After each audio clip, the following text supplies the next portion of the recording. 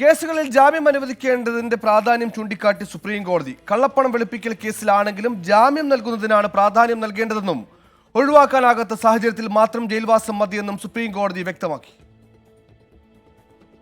അനന്തമായി നീളുന്ന വിചാരണ പൗരാവകാശ നിഷേധത്തിന്റെ ഭാഗമാണെന്ന് സുപ്രീം കോടതി ചൂണ്ടിക്കാട്ടി. PMLA കേസ് കുറ്റാരോപിതന് മേൽ വലിയ നിയമബാധ്യതകൾ ചുമത്തുന്നുണ്ട്. ഇത്തരത്തിൽ നിയമബാധ്യതകൾ ഒരു പൗരനുമേൽ ആരോപിക്കാൻ വ്യക്തതയുള്ള തെളിവുകൾ അന്വേഷണ ഏജൻസികൾ സമർപ്പിക്കണം.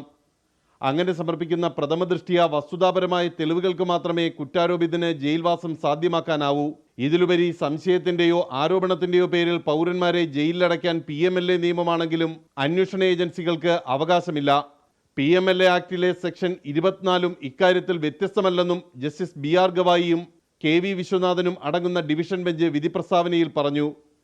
ഭരണഘടനയുടെ അനുച്ഛേദം 21 പ്രാധാന്യവും സുപ്രീം കോടതി ചൂണ്ടിക്കാട്ടി.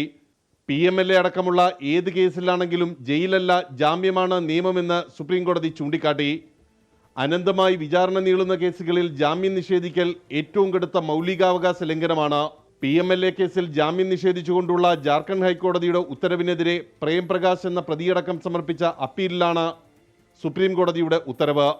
R. രാധാകൃഷ്ണൻ, 24, ഡൽഹി.